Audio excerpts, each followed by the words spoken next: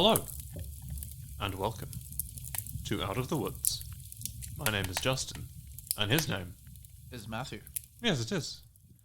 And we are a Yellow Jackets podcast, covering episode 2 of season 2 of Yellow Jackets, Edible Complex. And oh, what an episode it was. Matthew, remember how last episode I said that last episode had maybe the best final scene of an episode of any episode of the show? I assume you would like to amend that statement. Yes, I think it may have been upstaged. Lots to sink our teeth into in tonight's episode. Ready to get unpacking? Yes. Yes. Just before we do, I had one follow-up thing. I just wanted to shout out, because in the final episode of Season 1, I shouted out all the countries that listen to us. We have a bunch more countries now. Uh-huh. So I thought I would shout them out.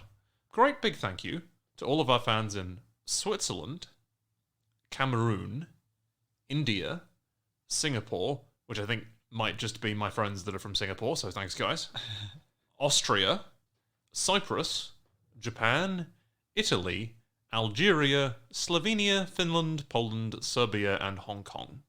Yeah, great selection of countries, you know? Keep it up, guys. I'm glad you enjoy our crazy Antipodean ramblings. Still hanging out for a lesson in Antarctica. Yes. All seven then we can continents. truly be represented in every continent.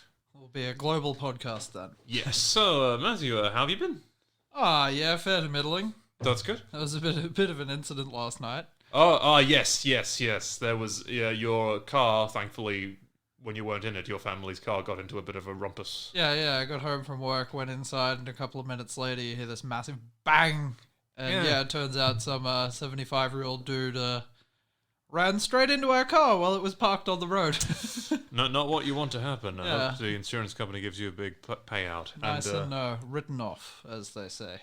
I watched a rather cool film by Shinya Tsukamoto, the creator of Tetsuo the Iron Man, one of my favorite films of all time. It's called Tokyo Fist. It was an insanely violent and weird psychosexual boxer movie. And it was pretty damn good. It wasn't quite as good as The Boxer's Omen, which is kind of doing a similar thing, which is the one where the guy broke all his neck ribs. Yeah. The neck ribs, oh no. That reminds me of what we'll be discussing on today's episode. But yeah, Tokyo Fist, highly recommend it. So yeah, anyway, now that is out of the way, let us start the main discussion. Season 2, Episode 2, Edible Complex, obviously a pun on Edible Complex, which... my only thoughts on that is that Lottie is mommy. Love the way you said that, by the way. Thank you. This episode is written by Jonathan Lisko, directed by Ben Seminoff. And yeah, it was a damn good episode. As I said, the final scene is fucking amazing. I have a couple of criticisms of it outside of that with the modern Nat and Lottie plot, but still a very good episode overall. Do you agree, disagree? Yeah, and as a side note, it had 2 songs in it that I didn't absolutely hate. Which is, I don't really hate most of the music. Yeah. Like, it's not as bad as one of my co-workers' mashups. It's like when you put 2 songs together that you wouldn't mind listening to singularly, and then together somehow it's awful. Funny but, how that can work. You ask him about, like, why don't you just play Mr. Blue Sky? And he's like, I like mashups. And you're like, well, okay then. Yeah, it seems like something where it's like, you like your dog, and you like creme brulee, so we turned your dog into a hideous furred creme brulee. Yeah. It's like, no, actually, that's not good. Are you not pleased by this development? Yeah. What did I do wrong? Quite an on-brand reference, actually. But yeah, we open on Shauna in the meat shed, inspecting the pretty bare-looking bear carcass. Not much meat left on those bones. Free space for us to make a Carl Weathers reference. Oh, I thought... You got yourself a stew going. I mean, I don't think they have much in the way of, like, potatoes and... No. Onions and things like that to put in said stew. Hey. Carrots, even. Yeah, and nobody Celery? Nobody said it would be a great stew. Ghost Jackie is trying to get Shauna's attention. I love this opening scene. I think it really sets up how the episode ends. After failing to get her attention, Jackie's like, oh my god, what planet are you even living on these days? And Shauna's like, Earth? How about you? She's like, oh yeah, that's mature. Let's taunt the dead girl about her fragile plane of existence. Which, ouch. As you do. Jackie comments that there isn't much meat left. Shauna responds that Travis and Nat will find something, but Jackie says that she knows this isn't true. It's one thing to lie to yourself, but lying to your baby. Yeah, Jackie is the externalization of Shauna's doubts about their situation, as well as her urge to do something drastic. So you Matthew, in watching these scenes, in the 2 episodes that we've seen thus far, you just immediately had the conclusion of like, yeah, this is just Shauna's mental projection of Jackie. Well, yeah, what else could it be? It's not an actual ghost, but like you didn't think for a second it was an actual ghost. I mean, knowing the show, there's always the possibility, but yeah, I was very much in the former category. They always have a degree of ambiguity around it. Non-committal hand gesture. Quite. The agnostic church lives on. You can't preach maybe. Jackie asks Shauna what she did with her ear. She lies and says she buried it. Jackie is amused by the mental image of Shauna burying Jackie's ear in a little ear coffin. Ear coffin really does sound like a heavy metal band name. It does, doesn't it? Is Shauna imagining Jackie making fun of her in order to make what comes next easier? Jackie asks Shauna to braid her hair to hide her fucked up ear void. It looks really fucked. Jackie recalls the last time they did this, which was a freshman homecoming, wherein some girl drank too much rum and gummy bears. That girl threw up.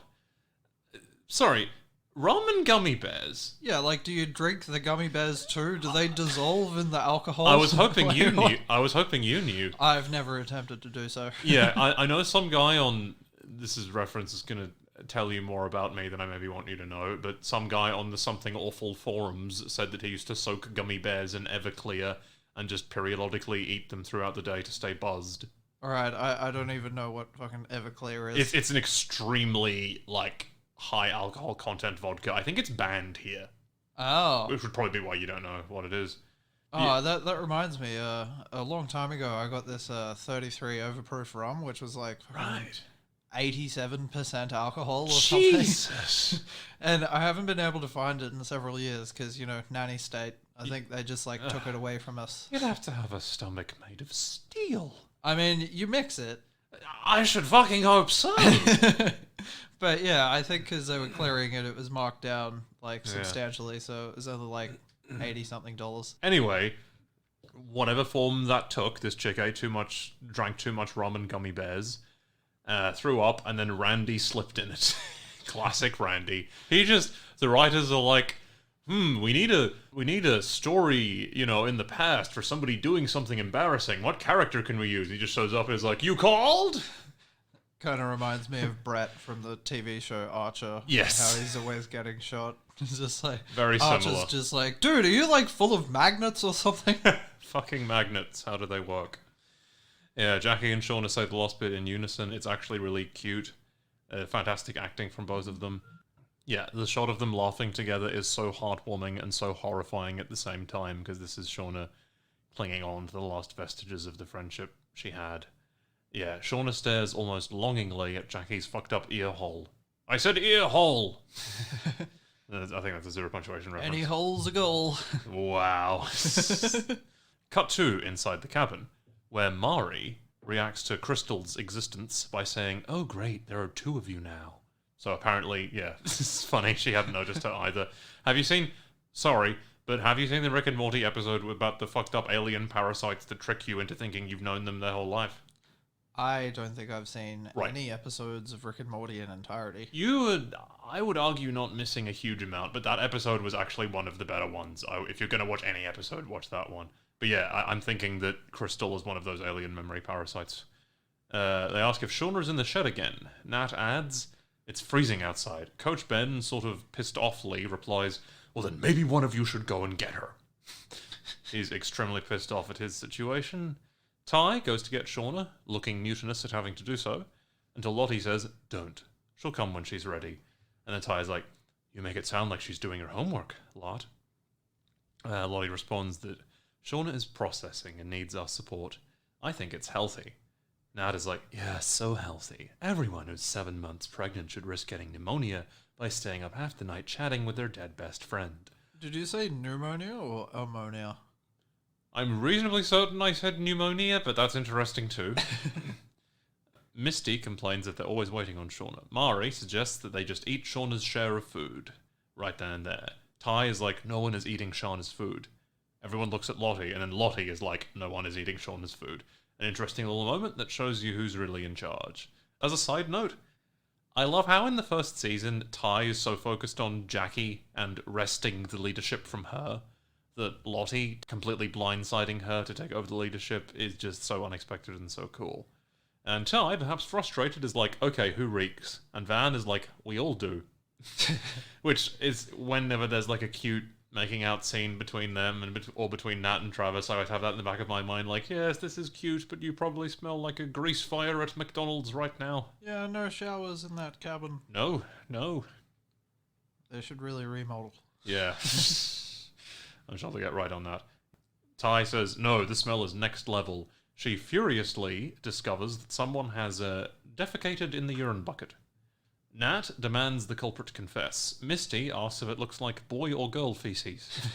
Travis says that is definitely not a thing. I suspect he is right, but hey, if we have any proctologists or coprologists listening, please weigh in. Matthew, who do you think is the shit bandit?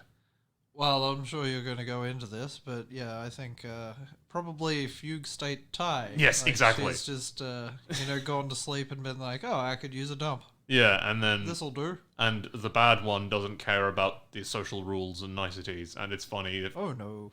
She's just accusing them, but they actually are all innocent. I like the idea of it being Fugue State Ty, and I think that is probably what I meant to think, but here's my crazy theory.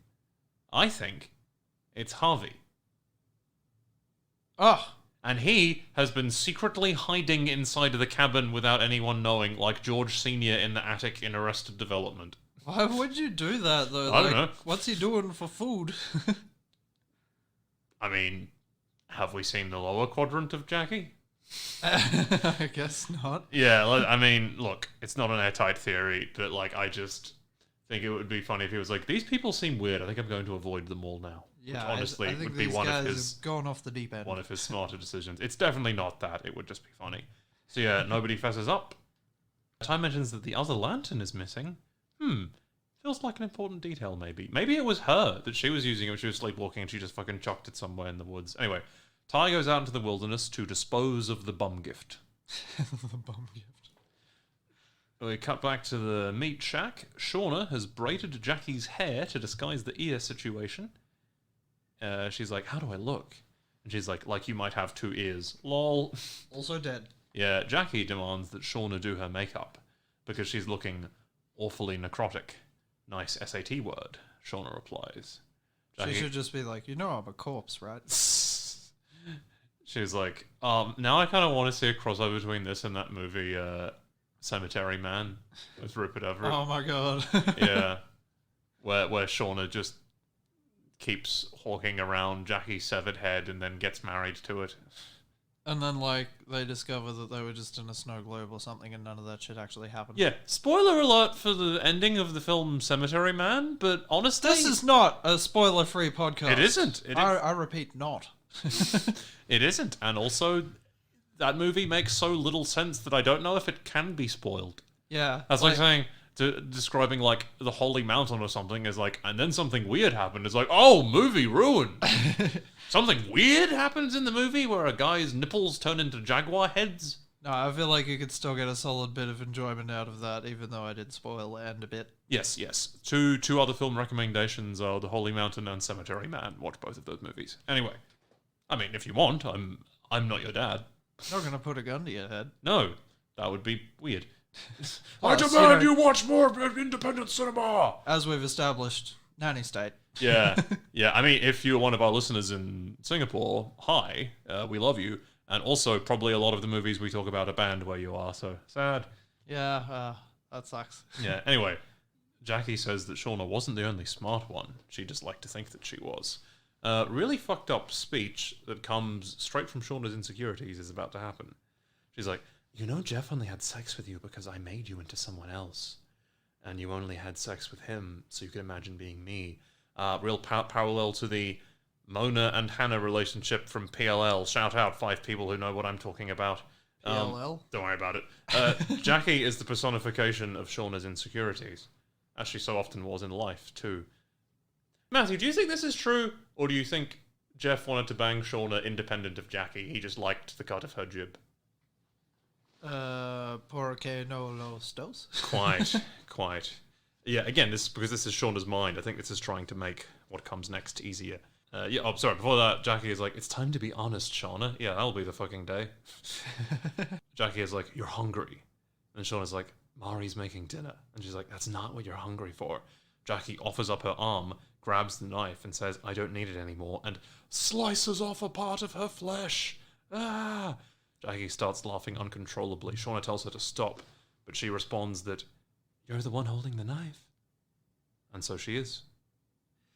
Insane beginning to an insane episode. Really liked that opening. After the credits, we open on Callie vaping in an emotionally drained fashion. She is in the room of her boyfriend Kyle. He is also there. He attempts to distract her by showing her the story of some idiot who fell on his face. Somehow she finds this uninteresting. This is just me hanging out with my cousins. It's like, hey, do you want to see this Instagram story of the most fucked up injury you've ever seen? I'm like, no. But let's go. And then they just show it to me anyway. Kyle comments that she's been vaping a lot, and she replies that my only way of dealing is to numb myself into oblivion. Kyle asks, dealing with what? And she's like, that my parents are assholes when they think about themselves. Everything I thought was real is a funhouse hall of mirrors. Wow, unusually poetic for Callie. I like that they're exploring the realistic consequence of dealing with a parent's infidelity and suspected murder of a guy. Yeah, Kyle, shout out to just some advice I can give to people that are in romantic relationships. If your partner says something like this, they probably are looking for some emotional support. They probably don't want you to do what Kyle does next, which is to say, oh, maybe it's a good thing that they're so distracted, because now we can do whatever we want. I mean, but in the defense, they are teenagers. Yes, no, I mean, that's basically like 90% of my opinions on Callie is like, yeah, she kind of sucks, but she's a teenager. Hopefully she'll grow out of that. Indeed, yeah.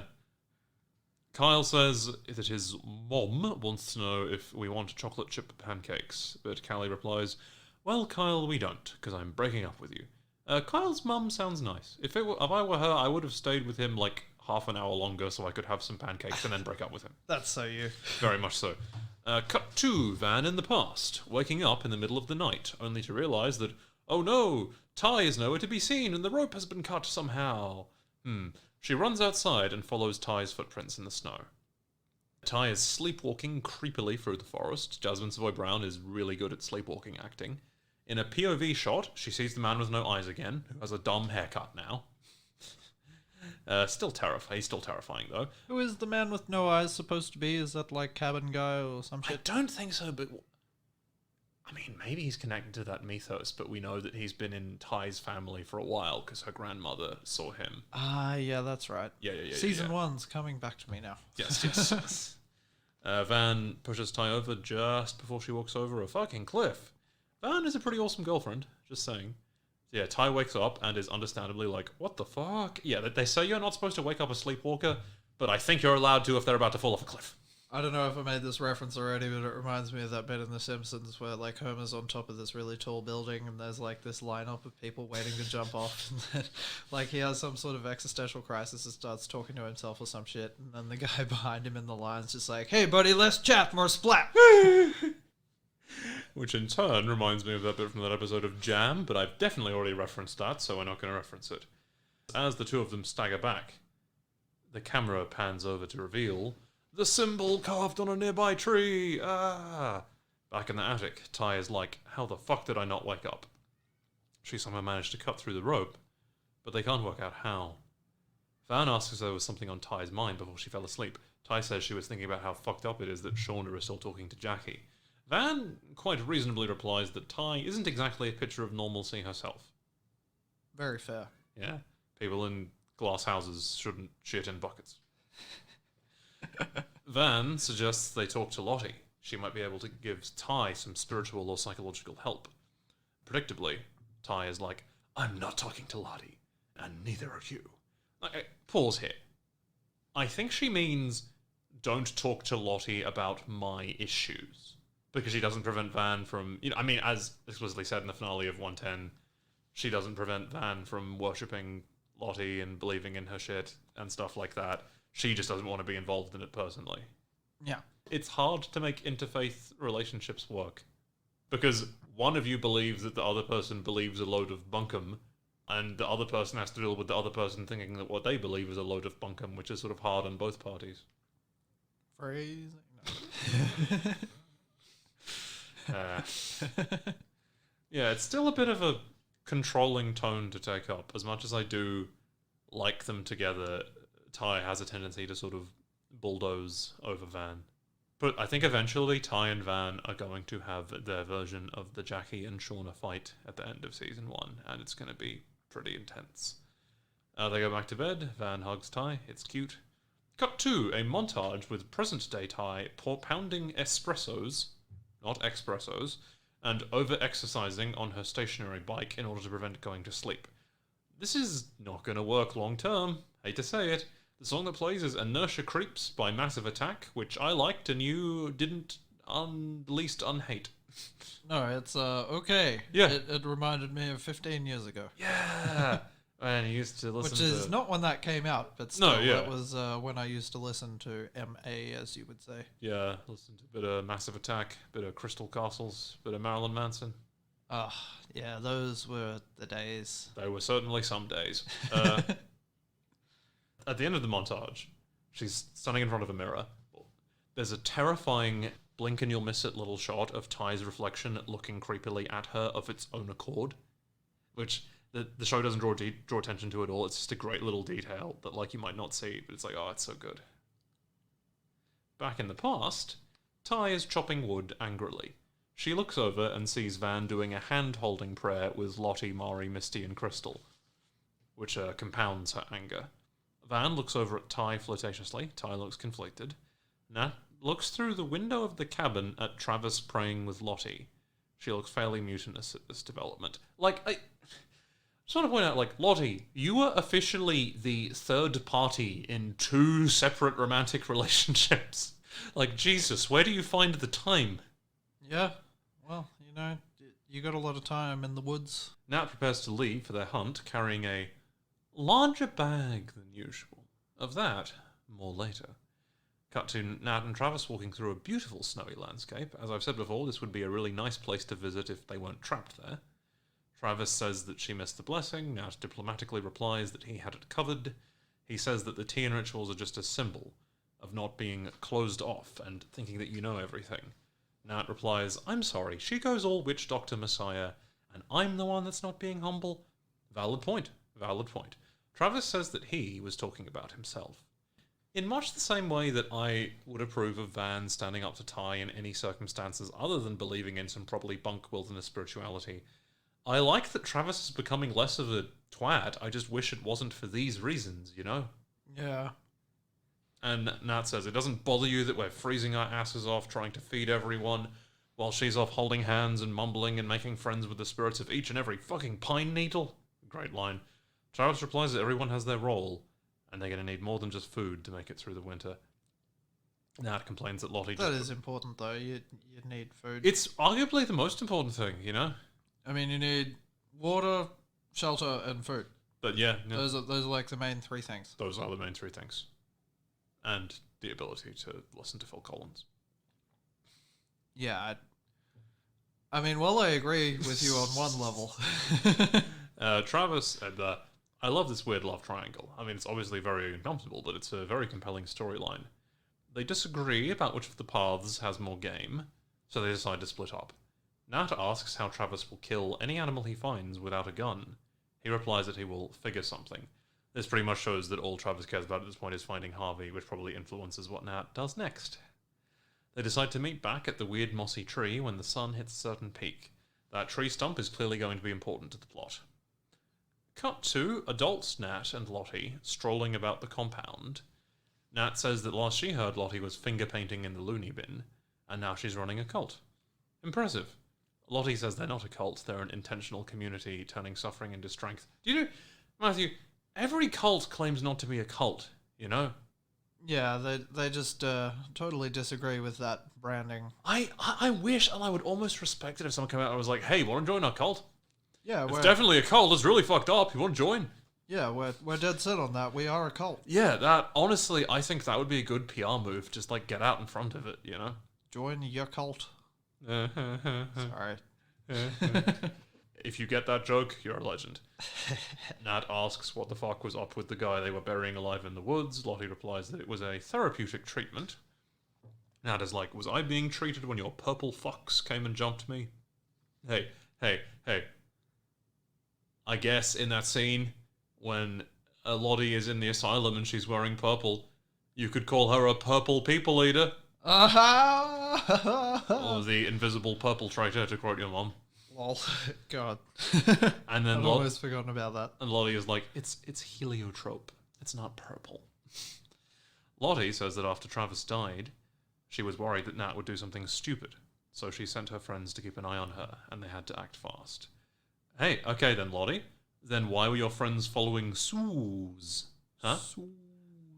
Why then? Huh? Why were they doing that? Huh? Why? Lisa, the chick Nat stabbed with a fork, appears and hands Lottie a smoothie. She seems intimidated by Nat, perhaps understandably so. Lottie questions why Lisa put maca root and not ashwagandha in her smooth. Lol. Let's just say I think this moment is fairly revealing about who Lottie actually is. We cut to Callie in her room, examining Adam's charred picture. Shauna appears, and they have an exceedingly pointless conversation. Heliotrope is a pink-purple colour. So it seems like a meaningless distinction, but I can understand how cult leaders get bogged down in minutiae. Yeah, it looks not dissimilar from violet to me, but probably that's a whole different thing. Yeah. Shauna asks Callie if she wants to go to the mall with her. She declines. Shauna seems to really want to spend some time with Callie, but understandably the latter is still very weirded out about the whole potential murder thing. Cut to Misty leaving a message for Ty, who still isn't responding. She has an excuse, not that she would be responding if she didn't have one, you know? Misty tells her that she has evidence that Nat met with foul play, so she could really use the support of her teammates. Misty, you were never on the team. You were the water boy. Thankfully not like the Adam Sandler movie of the same name, and I love that as a character detail, because she is the, perennial outsider. Misty has posted on fake Reddit the picture of the security camera opposite Nat's room. The suspiciously Elijah Wood-voiced poster says that he might have an idea, but only if Misty stops besmirching his Adam Martin theories. Misty replies, demanding that he stops wasting everyone's time with goose chases, which she later realized she should amend to wild goose chases. We've all been there. Well, yeah. Cut back to the woods. Ty watches Shauna exit the meat shed while Mistel, that's my portmanteau friendship name for Misty and Crystal, have an adorable stick fight with each other. Ty looks and sees Jackie's made-up and hair-braided corpse.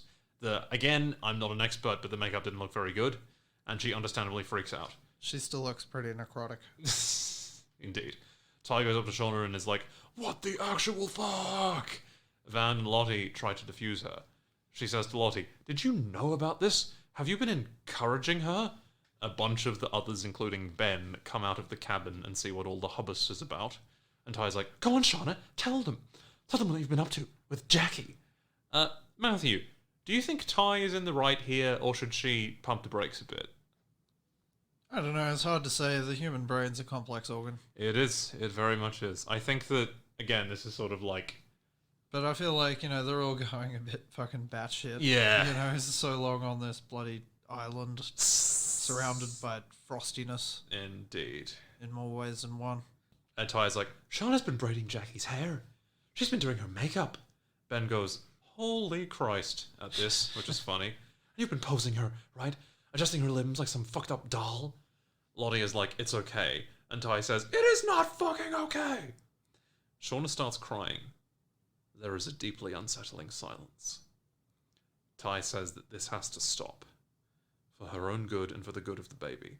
Shauna protests that none of them know what's good for Shauna's snatch gremlin, to which Ty responds that it sure as fuck isn't this.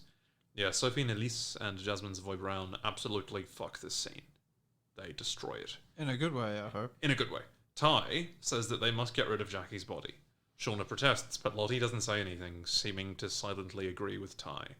Shauna says that the ground is frozen, they can't bury her. But Tai says they can cremate her. Tai starts yelling at folks to gather firewood, and a couple of them do. Yeah, she used this whole incident to wrest back some authority. Classic her. Cut to the present day. Shauna and Callie are in the kitchen. The former is making some kind of meat snack, and I believe they are hamburgers. Yes, and as you pointed out, this is a tremendously inefficient way to make hamburgers. Yeah, I mean, unless you're just hell-bent on not actually touching the shit, which, I can understand. Meat, gross. And you wouldn't think Shauna, of all people, would be squeamish about that. No, she likes to touch meat. Phrasing. Not as much as Misty does. It's Kevin Tan. Kevin Tan is at the door. He's not here on official business. He's just giving her a heads up as a friend. Shauna, Misty just told you not to talk to cops via Cookie, But I feel like, in fairness, not doing so in this situation would probably be more suspicious, Like, hey, I'm just here to... I want a lawyer! Yeah, I mean, but, as her last line of the conversation implies, guilt, she's not really acing it. Indeed. Kevin asks if Shauna knew Adam Martin. She takes a suspicious length of time to say yes, and tells him they got into a fender bender. Kevin says they have records of texts between them. Oh no! Shauna explains that this was because she had to hound him to submit the insurance claim. Unconvincing. Callie appears and bails her out, telling Shauna that they must leave now to go to the mall. This is my friend Kevin, we went to high school together, Shauna says. Callie replies, amazing, hey. It is funny. Kevin says that he will leave, but they'll be in touch if they have any more questions. And Shauna's like, more questions? Do I need a lawyer? And Kevin is like, why would you need a lawyer? I missed getting to do Kevin Tan voice. Although, in the intervening time, it's gone a bit Nicolas Cage. Fused with Robert Pattinson's Batman. Oh my god, I want to see Nicolas Cage play Batman so much. Oh my god. Did you know he almost played Superman in Tim Burton's Superman?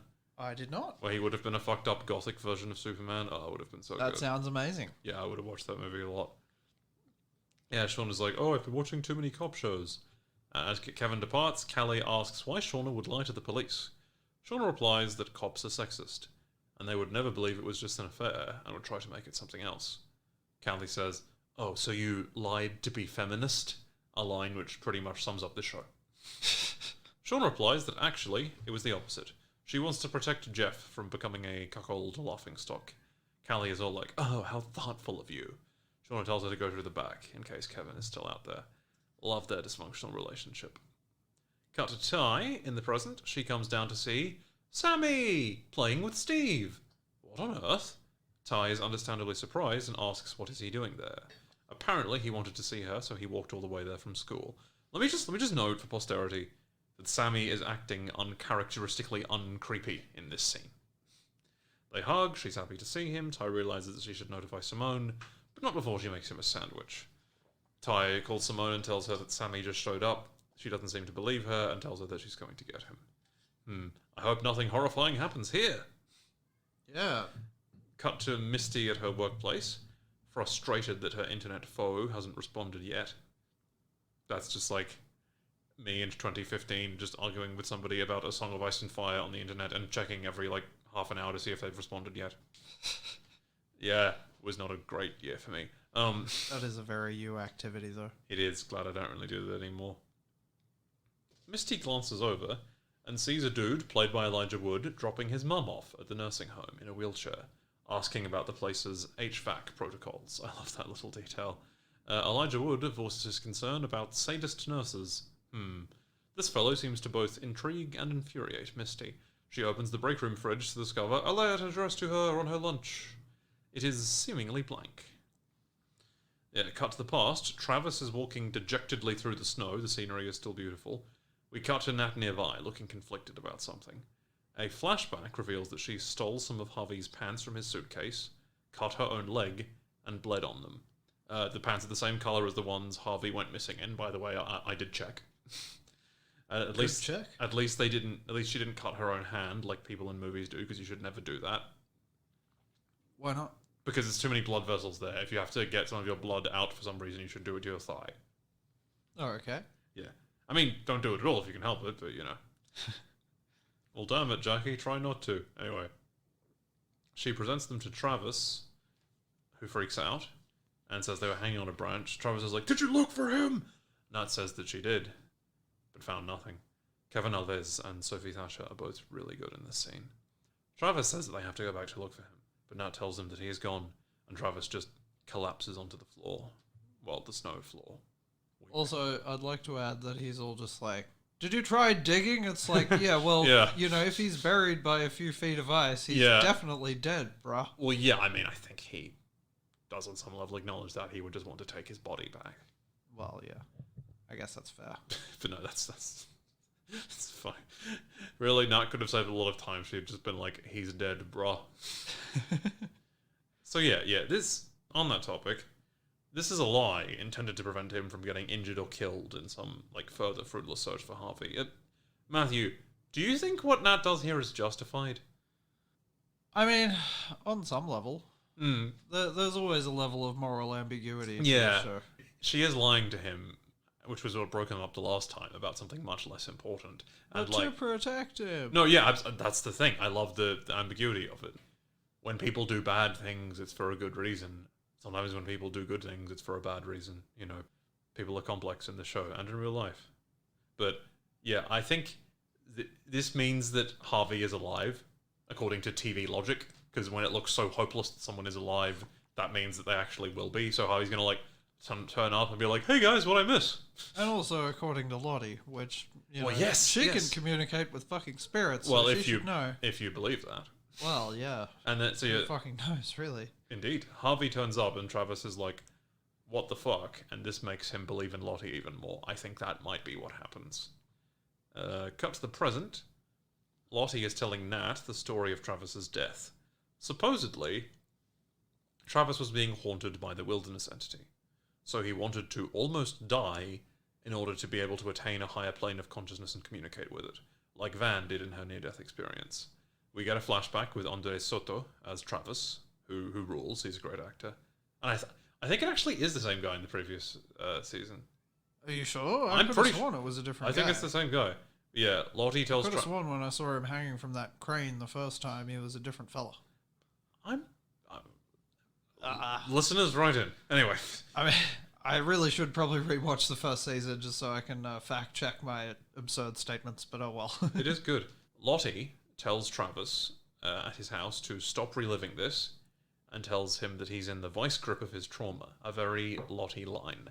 Hey, Ali was always going on about trauma bonding. Maybe Lottie would be the only adult Yellow Jacket that she actually gets on with.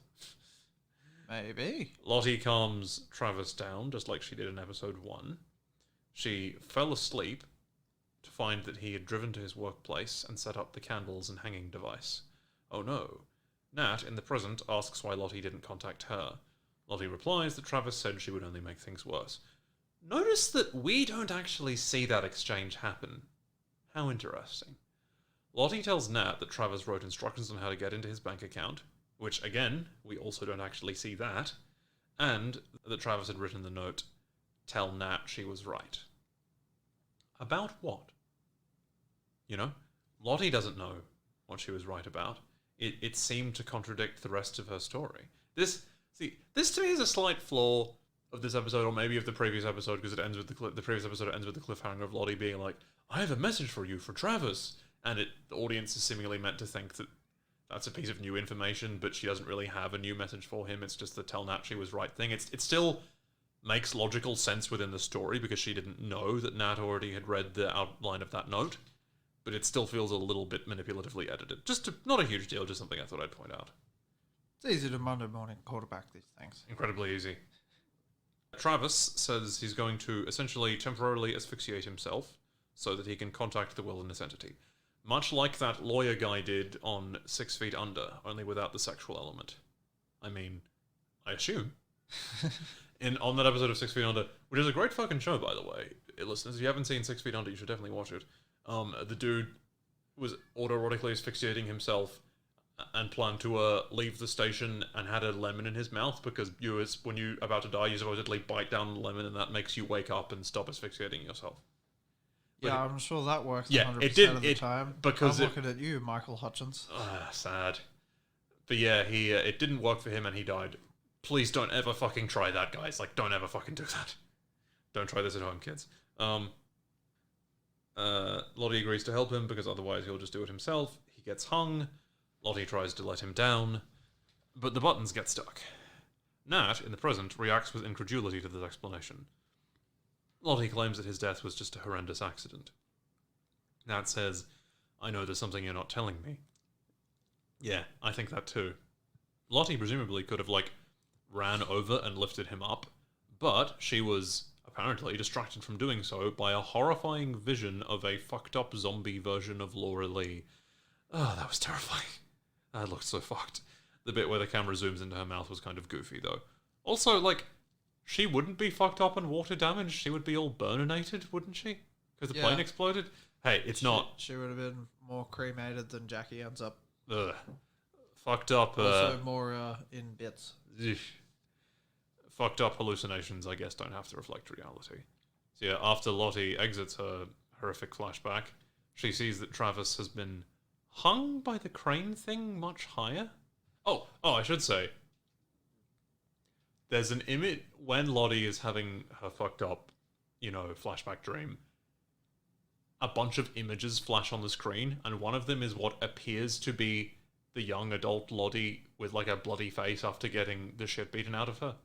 Huh. So, like, yeah, that's obviously just a little Easter egg that most people wouldn't catch, but, like, yeah, that, fucked up stuff is going to happen later this season. So, yeah. Can't wait. She sees that Travis has been hung by the crane much higher. I guess the buttons got unstuck, or maybe only the down button was stuck. Or maybe she's just crazy. Yeah. I guess the electricity didn't cure everything. No. So yeah, I suspect, as I think we both do, that a lot of this isn't real. I would agree. Yeah, I think that the footage we saw is real, but there's other things around it that she's leaving out. Put it that way. Everybody likes to honeycoat the truth. Indeed, and we also still have no idea what Travis wanted to tell Nat she was right about. Because presumably, if he actually was like, she'll only make things worse, he wouldn't tell her that she was right about something. Yeah. We will find out, eventually. Lottie says that she was trying to save him. Nat points out that every time she tries to save someone, horrible shit happens. Nat says, I'm gonna put a stop to your fucking bullshit. I don't know how yet, but I'm gonna stop it. Lottie replies that Nat must be alive to do that. So she'll, consider that a win. I like that line. Nat demands Lottie let her leave, but she says she has to wait until the morning. Cut to Simone arriving at Ty's house. The door has been latched shut, which she takes exception to. Ty has fallen asleep on the table. Simone says that Ty looks like hammered shit. Lol. She's like, cool, thanks. Sammy is nowhere to be found. Oh no. They go up to his room. The window is open. Ty says this must be some kind of cry for attention. Simone gets mad at her for leaving him by himself, and they rush out of the house to find him. I wonder what happened. Oh no. We cut to the past. Everyone is gathering wood for the Jackie pyre. Ty and Lottie are carrying Jackie's frozen corpse between them. It's a pretty grim sight. Akila asks if they should save her jacket. Shauna vehemently objects to this. Is it out of respect? Also, nobody sees the hunk she sliced off. Except for Lottie. Yeah. Good recollection. Mari moves to take it off. Shauna scuffles with her, and then Mari's like, now you're a protector? Too little, too late. Too little, too late. I have a line in my script, free space for Matthew to make bawdy 1970s hospital reference. I think Mari would fit in great at the 1970s bawdy hospital. She loves double entendres. It would be a great crossover. I hear it's beaver season, as Van would say. If Robert Webb was there, Van would be like, I hear it's beaver season. He'd be like, were you having vaginal sex? With your penis?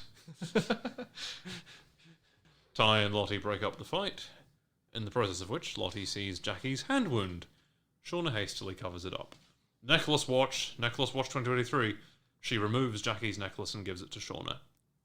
How does it get to Pit Girl? We cut to the present.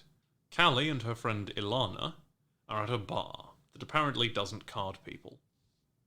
Which, cool. Ilana says that Kyle is... Yeah. Ilana says that Kyle is in shock and demands that Callie tell him what he did. He didn't do anything, he just sucks. Ilana tells Callie that the bloke over there, who is played by John Reynolds from Search Party and Stranger Things, he's a damn good actor, has been checking her out, and that she should go over and flirt with him. She was kidding, but Callie does so anyway. The two of them flirt with each other about crossword puzzles for a bit. He seems kind of sleazy. This guy tells her that he's back in his hometown because his parents are divorcing. How appropriate. Callie lies that she is in her last year at Rutgers, which was the university Jackie wanted to go to, which is a great parallel between them, because Shauna dislikes her daughter partially because she reminds her of Jackie. And yeah, Callie tells this guy that her mom is cheating on her dad.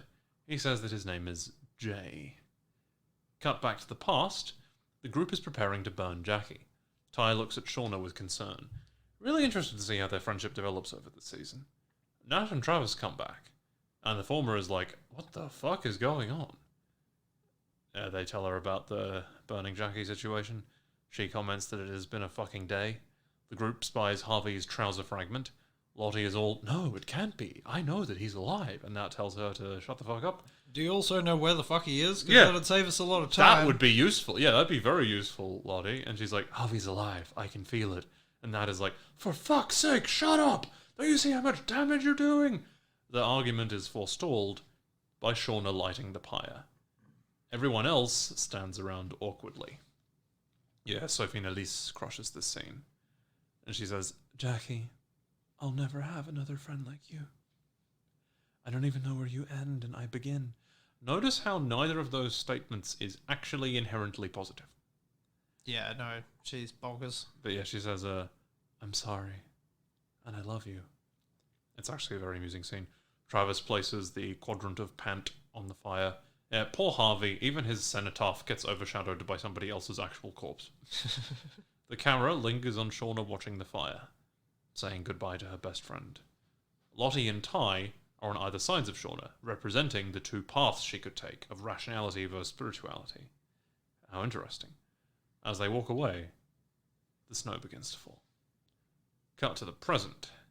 Nat is searching her room for exits, and voluntarily flashes back to a scene of some paramedics de-overdosing her with Travis beside them. That's fucked. I really hope we see more of their relationship, dude. The good and the bad. And cut to Misty cleaning Caligula's cage using an AV light. She then realizes that she can use that to decipher the seemingly blank letter. She seems frustrated with herself that she didn't realize this before. The light reveals the note to say, and I love this note, so I'm just going to read the whole thing. I have no doubt you're reading this note because you're too smart not to have figured it out. Misty interjects with, damn right I am. Don't shoot the messenger. The security camera is a dummy, for deterrence only, which is exactly what we predicted last time. Yep. Go us. However, I did ID a man who's been living in the motel for 3 months. He thinks he's being interrogated by the FBI tomorrow. Would Agent Quigley care to join? Please advise on the sit in the detective board of your choosing. This note will self-destruct in 10, 9... Never mind, I'm kidding. Truly yours, Putting the Sick in Forensics.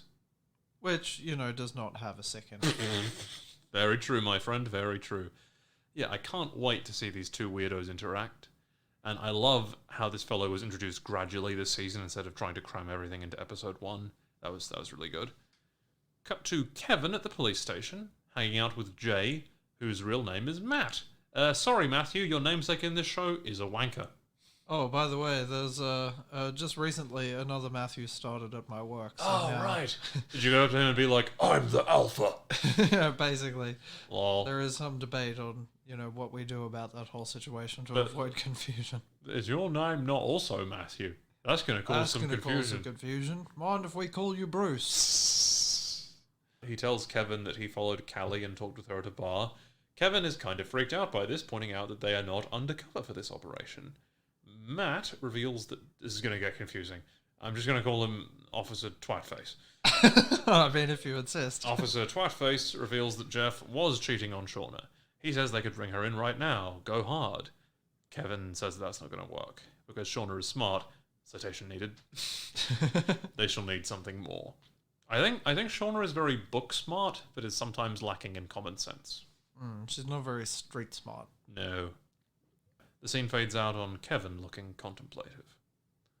Cut to Nat and Trav hanging out in bed, holding hands. Both of them look pretty fucking depresso. Nat and Travis then start making out. They start undressing before Nat realizes this would involve exposing her leg wound. They instead do some over-the-clothes action. And this is really weird. During which Travis hallucinates that he is in fact banging Lottie, and that some kind of spectral light is coming out of him. And, like, her as well is so fucking weird, dude. I loved it. Loved the eerie vocalization music in this scene. It's so fucking weird.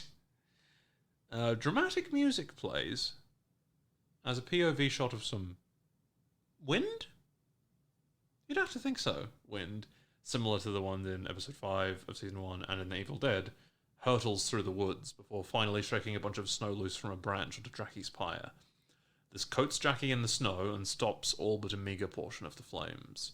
Sure hope this doesn't lead to anything horrifying. So yeah, Ty and Have you seen this show? Yes. Ty and Simone are driving in their car when the latter receives a call from the school. Turns out Sammy has been there the whole time. Oh no! Damn, Ty, you can use... Ty, you can use this opportunity to get one over Simone in the custody battle. You know, be like, oh, I can't believe your other mom would leave you alone for hours. Sorry, she just must not really love you. Yeah. It's like there's a Saturday morning breakfast cartoon comic about some guy being like, oh, to his daughter, like, oh, your mom left you this present. Oh no, it's full of scorpions and snakes, the things that you hate. Why would she do that? And the caption is, when you only have 2 days of custody a week, make the most of them. That's awesome. Yeah. Turns out that Ty hallucinated him the whole time. Simone says that Ty is very sick. No shit. She demands Ty get help. But the bad one has other ideas. She crashes into another fucking car. It's so brutal. And she has a really terrifying expression before she does so, scowling at Simone. It's really fucked up. Yeah, I don't think their relationship's that healthy. No, I don't think it's a relationship. Then we cut to the final scene of the episode that surely deserves to rank among the show's best. Everyone is sleeping in the cabin before they all wake up at the same time to discover a delicious smell. They all walk outside to discover Jackie's body has been slow cooked. I mean, it still didn't look super appetizing, but hey. Probably more appetizing than the final scene of the cook. Yes. The cook, thief, the wife, and his lover. The cook, the thief, his wife, and her lover. Yeah. I think. That's a complicated title. It fucking is. The scale goes at the bottom, the human meat from that movie, then the human meat in this episode, and the nicest is the human meat in the pilot episode. Yeah. That looked delicious. But that's after they cooked multiple people, so they really got, you know... And that's coming from a vegetarian. Yeah. He's really got his... yeah, no. His meats down pat. Yeah.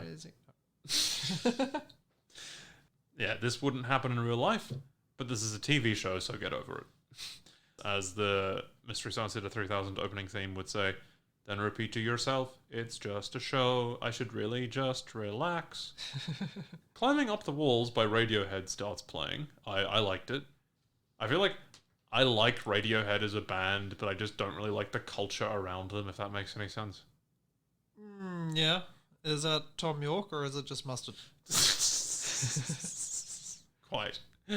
Everyone stands around awkwardly, and to me their expressions sort of say, like, I'm hungry as fuck, but I don't want to be the first one to, you know, partake. Everyone then hallucinates that they are beautifully dressed in Romanesque attire and jewellery, and at some kind of bacchanalian feast at a table in a clearing in a more pleasant and less cold forest. Lottie is wearing the laurels of an emperor, just pointing that out. I love this both as a visual device and as an in-universe psychological distancing effect. Like, this is what they have to fool their minds into thinking so they can deal with it. Do you... See, I've seen some people that are fans of the show being like, they should have just had straight-up cannibalism and not the feast thing. Do you agree, or...? Again, I think it's just like a symptom of their, like, insanity. Exactly. Like, you know, they're just trying to cope with the gravity of the situation. I personally love that approach, and I think there'll be plenty of time later in the series for raw, unfiltered cannibalism. And also, I don't know if you're going to get to this, but I like the imagery of them tasting of the forbidden fruit. Yes, exactly. The first thing she eats is the strawberry, which is the forbidden fruit. That's so good. That's such a me. Solid metaphor. That's such a me note for you to take. I'm proud of you. Yeah. I love that it's more motivated by a weird kind of mania than like absolute starvation. Although, also starvation. They hadn't smelled any nice meat in months. Yeah, these hungry buggers. Shauna cuts off a slice of Jackie / imagines herself picking up a strawberry. Everybody then starts eating. They go fucking nuts. The scene cuts frantically back and forth between their hallucinatory and actual meal. And yeah, this scene fucking rules. I love how Coach Ben's just like, yes. I gotta get the fuck out of here. I don't want any part of this. I don't want to be made into a bento box. I'd rather starve to death. But by the way, if I do, they'll probably eat me next. Precisely. Yeah. There's a shot that would be cute in any other context of like Ty and Van eating the same bit of food, like Lady and the Tramping with each other. Yeah. Listeners, if you recall, if you listened to our teaser trailer analysis video, we predicted this. We predicted that the scene would be a hallucinatory feast. We just thought they'd be eating Coach Ben instead of Jackie. Yeah. But yeah, that's coming. You know. We still did pretty well, I think. She is called Snacky Jackie for a reason. Indeed, a full course meal she was. Do you think this is a question I was wondering about. Do you think after this point we'll keep seeing her ghost haunt Shauna, or is that done for the time being? I cannot possibly say. Yeah. Interesting to see. Yeah, the terrified Ben's probably thinking, oh fuck, I'm next, aren't I? When I said I wanted to go to Seattle and get eaten, this isn't what I meant. He shuts the door, and the episode ends. Ugh, what a fucking episode. I mean, I liked the premiere. The premiere was good, but this one really kicked things into high gear. And, like, the thing that I keep going back to is, like, if things are already this fucked by episode 2, how horrifying are they going to get by the end of the season? Hopefully it just keeps going up like a notch every time. Yeah, I think so. So yeah, I don't know about you, Matthew, but I can't wait to find out. Me neither. And that is all for this episode. Listeners, be well. And remember, we're not out of the woods yet.